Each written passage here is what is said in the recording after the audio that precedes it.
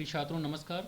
आज हम कक्षा 9वीं क्षितिज भाग 1 हिंदी के अंतर्गत काव्यखंड का जो प्रथम अध्याय है कबीर की साखियाँ, उसे हम पढ़ने जा रहे हैं। तो साखियों को पढ़ने से पहले हम कवि का परिचय आपको बता देना चाहते हैं। तो कबीरदास का जीवन परिचय कुछ इस प्रकार से।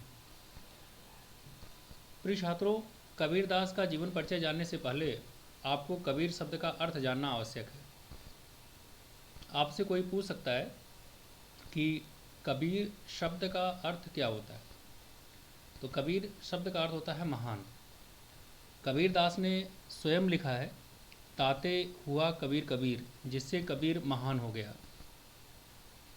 तो आइए देखते हैं कबीरदास के जन्म एवं मृत्यु के बारे में। कबीर के जन्म और मृत्यु के बारे में अनेक किंवदंतियाँ प्रचलित हैं। कहा जाता है कि इनका जन्म 1398 ईस्वी में काशी में हुआ। काशी, जिसे वाराणसी या बनारस के नाम से भी जाना जाता है, और सन 1518 ईस्वी के आसपास मगहर में इनका देहांत हो गया। इसके पीछे भी किंवदंती है। जन सामान्य में यह अवधारणा थी, लोग कहते थे कि जो व्यक्ति मगहर में मरता है उसे नरक मिलता है, स्वर्ग नहीं मिलता है। इस अवधारणा को झूठा करने के लिए कबीरदास जीवन के अंतिम दिनों में मगहर चले गए। शिक्षा, कबीर ने विधिवत शिक्षा नहीं पाई थी, परंतु सत्संग, पर्यटन तथा अनुभव से उन्होंने ज्ञान प्राप्त किया था। कबीर की संत परंपरा। प्रिय छात्रों, भक्ति काल में जो भक्तिकालीन विचारधारा है, तो भक्ति काल को हम दो भागों में बांटते हैं। एक है सगुण भक्तिधारा, दूसरा है निर्गुण भक्तिधारा। तो सगुण भक्तिधारा के जो कवि हैं वो यह विश्वास करते थे कि ईश्वर अवतार लेता है, वह लीलाएं करता है, जैसे राम हुए, कृष्ण हुए इत्यादि। निर्गुण संत विचारधारा के जो लोग थे वो यह मानते हैं कि ईश्वर अवतार नहीं लेता है, उसका कोई रूप आकार नहीं है, वह अजन्मा है, वह अनंत, आदि और अनंत है, वह हमेशा रहता है, शाश्वत रहता है। और कबीर इसी संत परंपरा यानी निर्गुण संत परंपरा प्रमुख कवि हैं। निर्गुण विचारधाराओं को भी दो भागों में है, ज्ञानाश्रयी विचारधारा और प्रेमाश्रयी विचारधारा। तो कबीरदास की निर्गुण ज्ञानाश्रयी शाखा कवि हैं, जिसे संत परंपरा के नाम से भी जानते हैं।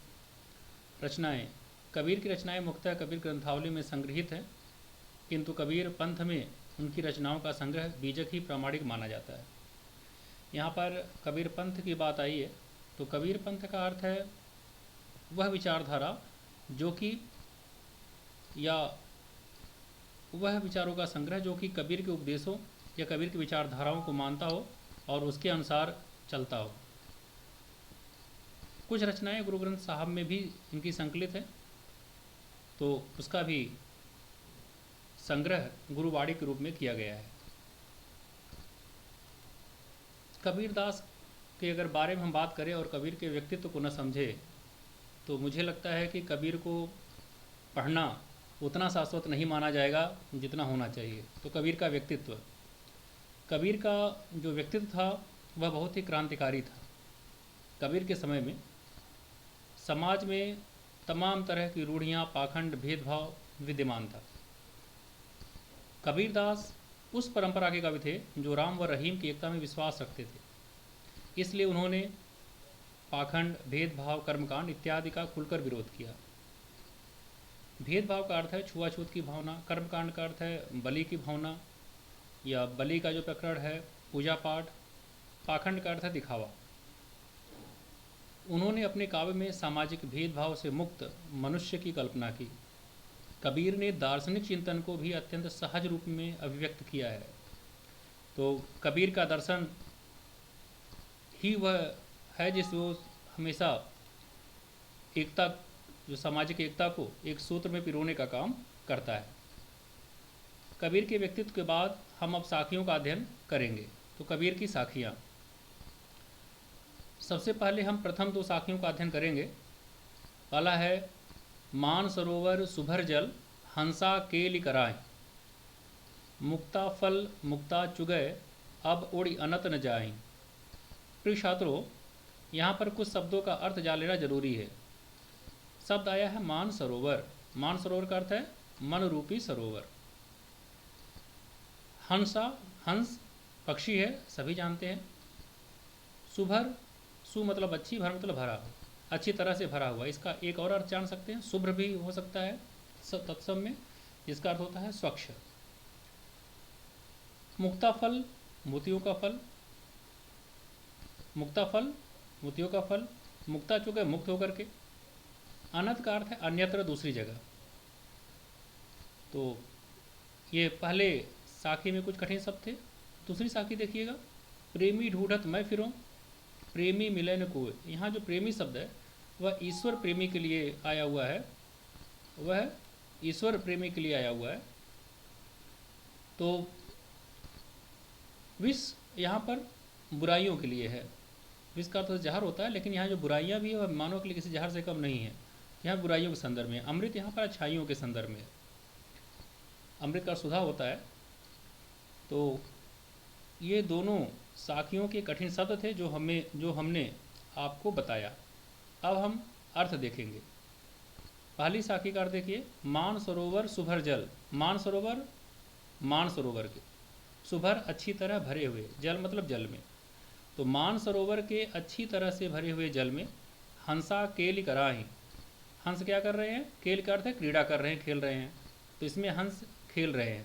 तो मान सरोवर के स्वच्छ भरे हुए जल में हंस खेल रहे हैं। मुक्ताफल मुक्ता चुगे, वे मुक्त होकर के क्या कर रहे हैं? मुक्ता चुगे मोतियों को क्या है? चुग रहे हैं। अब उड़ अनंत न जाए, अब वे अन्यत्र कहीं उड़ करके जाना नहीं चाहते हैं। यहाँ पर जो हंस है वह जीवात्मा का प्रतीक है। यहाँ पर कब ये बताता है कि जो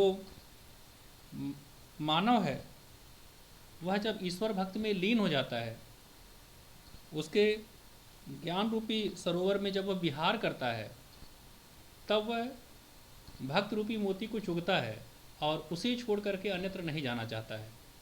तो प्रकारांतर से इसके दो अर्थ होंगे। तो यहाँ पर जो हंस है वह जीवात्मा का प्रतीक है, मनुष्य का प्रतीक है।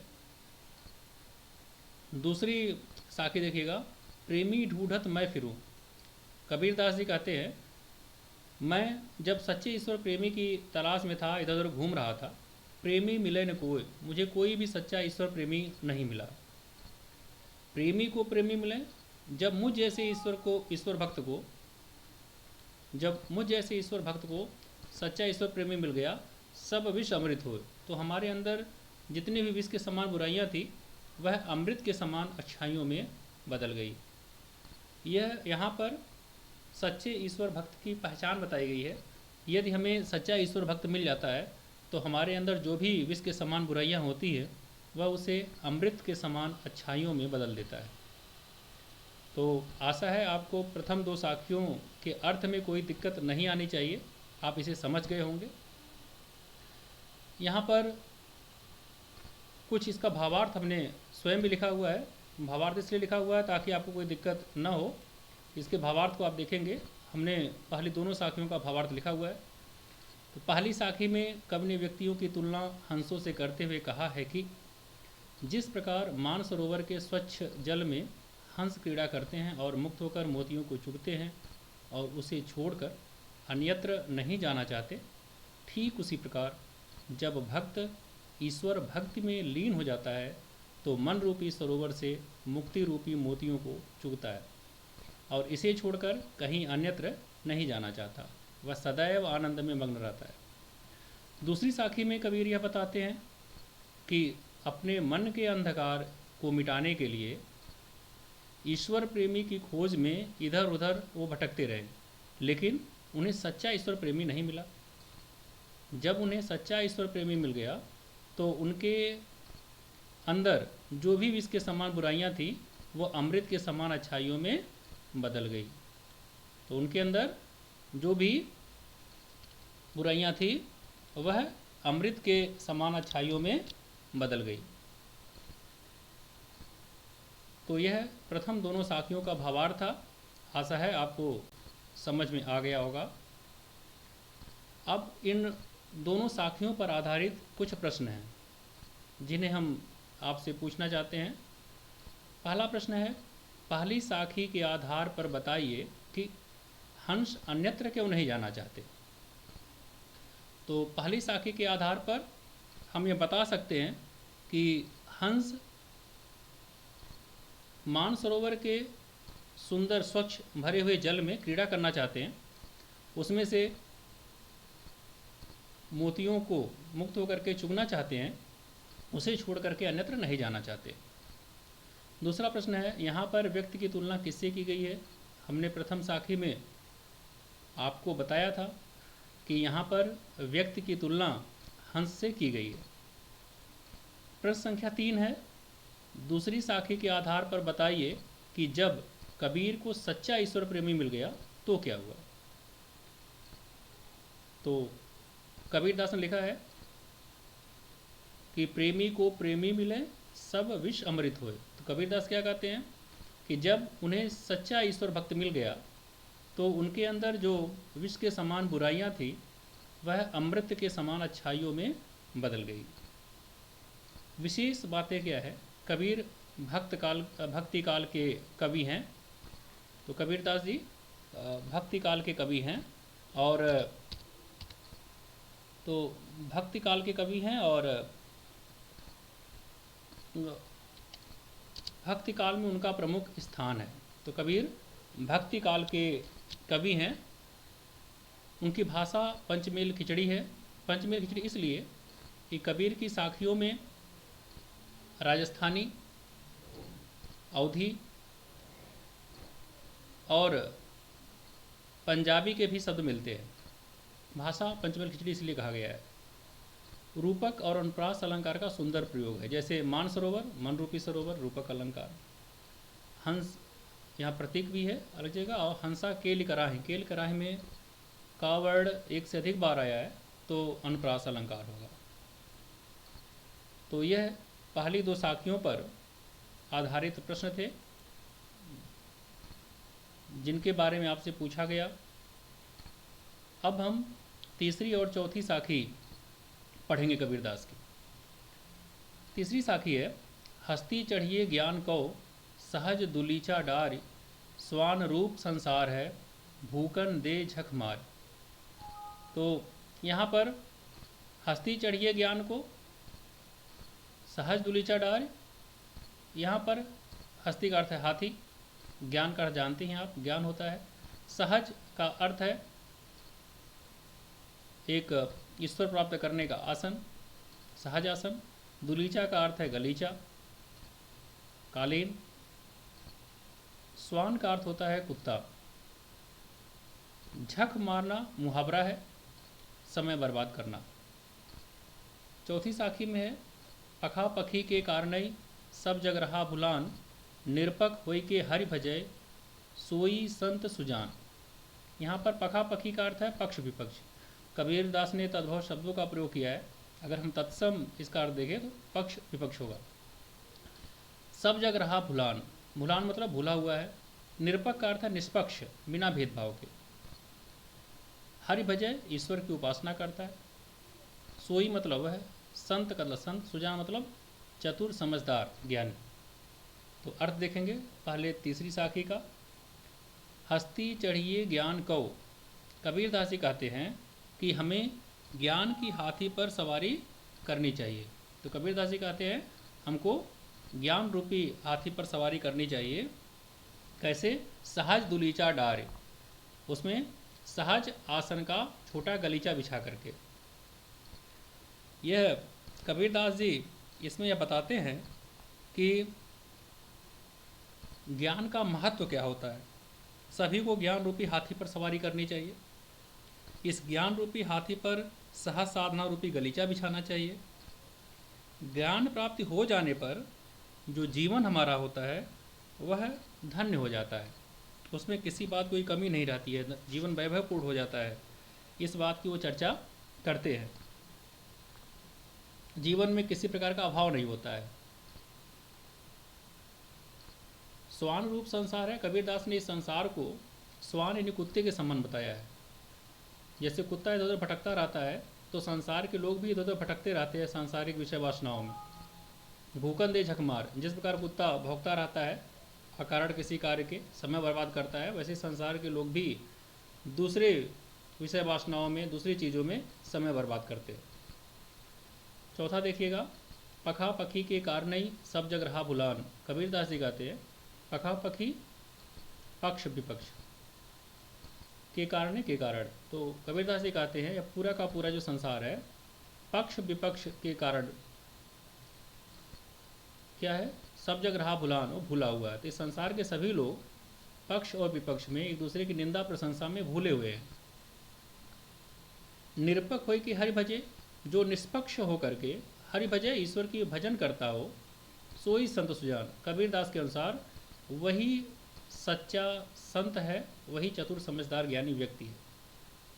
तो इसका भावार्थ हमने लिखा है, तो आप इन तीसरी और चौथी साखी का भावार्थ भी आप देख सकते हैं। तीसरी साखी में ज्ञान के महत्व को दर्शाया गया है। सभी को ज्ञान रूपी हाथी पर सवारी करनी चाहिए। इस ज्ञान रूपी हाथी पर सहज साधना रूपी गलीचा बिछाना चाहिए, फिर मानव जीवन में कभी भी किसी वैभव की कमी नहीं रहती। कवि ने संसार की तुलना कुत्ते से करते हुए कहा है कि जिस प्रकार कुत्ता बिना किसी कारण के इधर उधर भटकता रहता है और भौंकता रहता है, वैसे ही इस संसार के लोग भी समय बर्बाद कर घूमते रहते हैं, एक दूसरे पर टिप्पणी करते रहते हैं।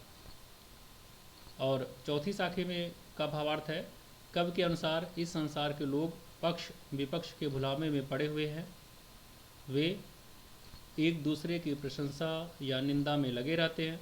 कबीरदास के अनुसार जो व्यक्ति पक्ष विपक्ष के झंझट में न पड़कर निष्पक्ष होकर ईश्वर की भजन करता है, वही सच्चा ज्ञानी संत होता है। तो विशेष क्या है, ज्ञान के महत्व को बताया गया है तीसरी साखी में, और रूपक अलंकार का सुंदर प्रयोग है। कैसे, हस्ती चढ़िए ज्ञान को, तो ज्ञान रूपी हाथी रूपक अलंकार है। तो यह भावार्थ था। अब इस पर कुछ आधारित प्रश्न भी है, चलिए उन प्रश्नों को देखते हैं। पहला प्रश्न है, कबीरदास ने किस हाथी पर सवार होने को कहा है? तो जाहिर सी बात है आपका उत्तर होगा, कबीरदास ने ज्ञान रूपी हाथी पर सवार होने की बात कहा है। दूसरा प्रश्न है, कबीरदास जी ने इस संसार को किसके समान बताया है? तो उत्तर होगा, कबीरदास ने इस संसार को कुत्ते के समान बताया है। जिस प्रकार कुत्ता इधर उधर भटकता रहता है, बेवजह समय बर्बाद करता है, वैसे इस संसार के लोग भी हैं, इधर उधर की बातों में समय व्यर्थ बर्बाद करते हैं। तीसरा प्रश्न है, कबीर के अनुसार संसार किन बातों में भूला हुआ है? तो उत्तर होगा, कबीर के अनुसार ये संसार के सभी लोग जो है वो पक्ष विपक्ष एक दूसरे की प्रशंसा निंदा की बातों में भूले हुए हैं। चौथा प्रश्न है, कबीर के अनुसार सच्चा ईश्वर भक्त कौन है? तो कबीरदास ने कहा है, निरपक होय के हरि भजे सोई संत सुजान। जो निष्पक्ष होकर के ईश्वर की उपासना करता है, वही सच्चा ईश्वर भक्त है। तो यह प्रश्न था। तो यह प्रथम भाग, यानी 5 जो प्रथम 4 थी साखियाँ, उनका व्याख्या या भावार्थ आपको बताया गया। उस पर आधारित कठिन शब्द, उस पर जो प्रश्न बन सकते थे, उन प्रश्नों का निराकरण किया गया। साथ ही साथ अलंकार और सौंदर्य से आपको परिचित कराने का प्रयास किया गया। तो आज ये आपको प्रस्तुत किया गया शिक्षक संतोष कुमार पांडे द्वारा, केंद्रीय विद्यालय क्रमांक 1 बालेश्वर, भुवनेश्वर संभाग। प्रिय छात्रों, हम केंद्रीय विद्यालय संगठन परिवार की ओर से और भुवनेश्वर संभाग के सभी वरिष्ठ पदाधिकारियों की ओर से आपको हार्दिक शुभकामना देते हैं। आप स्वस्थ रहें, खुश रहें, प्रसन्न रहें, मस्त रहें। धन्यवाद।